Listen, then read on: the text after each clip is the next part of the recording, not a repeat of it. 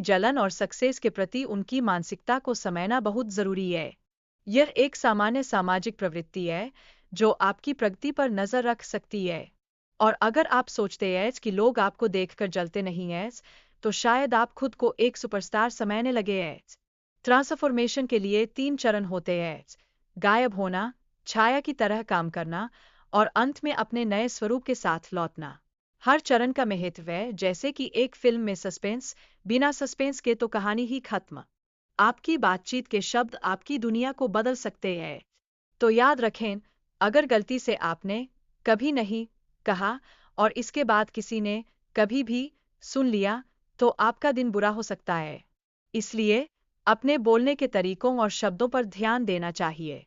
आपको अपने दिमाग को फिर से प्रोग्राम करना होगा ताकि आप एक भूत की तरह गायब रह सकें। और यह कोई आसान काम नहीं है, जैसे कि सुबह सुबह उठकर दौड़ने का सोचना और फिर बिस्तर में वापस लेटना।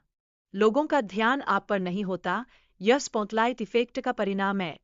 आपको यह समझना होगा कि अन्य लोग अपनी समस्याओं में व्यस्त हैं, जैसे कि खुद को यह समझाने में कि बुनाई क्या होती है। अपने खुद के लक्ष्यों और खुशियों को प्राथमिकता देना महत्वपूर्ण है। इससे आप खुद को दूसरों से अलग और महत्वपूर्ण बना पाएंगे, जैसे कि एक अकेला सुपरहीरो जो बिना केप के लड़ाई करता है। आपकी मेहनत का मूल्य तभी समझा जाएगा जब आप सच में कुछ हासिल कर लेते हैं। लोगों को आपकी मेहनत से नहीं, बल्कि आपकी सफलता से ही इज्जत मिलेगी। और याद रखें, जितना ज्यादा पसीना, उतना ज्यादा चमक। महान व्यक्तियों की सफलताएं अक्सर कई असफलताओं के बाद आती है। थॉमस एडिसन और एपीजे अब्दुल कलाम जैसे उदाहरण इस सिद्धांत को साबित करते हैं। और जब आप असफल होते हैं, तो खुद से कहें, अरे, यह तो सिर्फ प्रोलॉस मोड है। सफलता के लिए छुपकर काम करना और प्रयास करना आवश्यक है। यह मुश्किल हो सकता है, लेकिन आपकी मेहनत ही आपको सही दिशा में ले जाएगी, जैसे कि कभी-कभी आपको जीपीएस भी रीलोड करना पड़ता है। अपने लक्ष्यों को स्पष्ट रूप से लिखना और उन्हें देखने के लिए जगह तय करना महत्वपूर्ण है।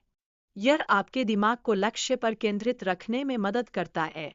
और सच में, जो आप नहीं देखते, वो आपकी याददाश्त से गायब हो जाता है, जैसे कि वो अंतिम परीक्षा का पेपर।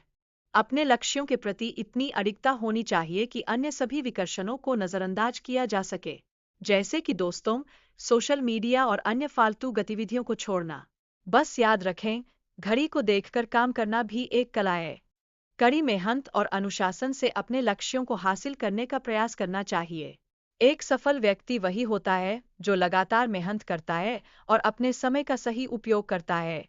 और जब लोग आपको सफल होते देखेंगे, तो वे आपको देखकर सोचेंगे,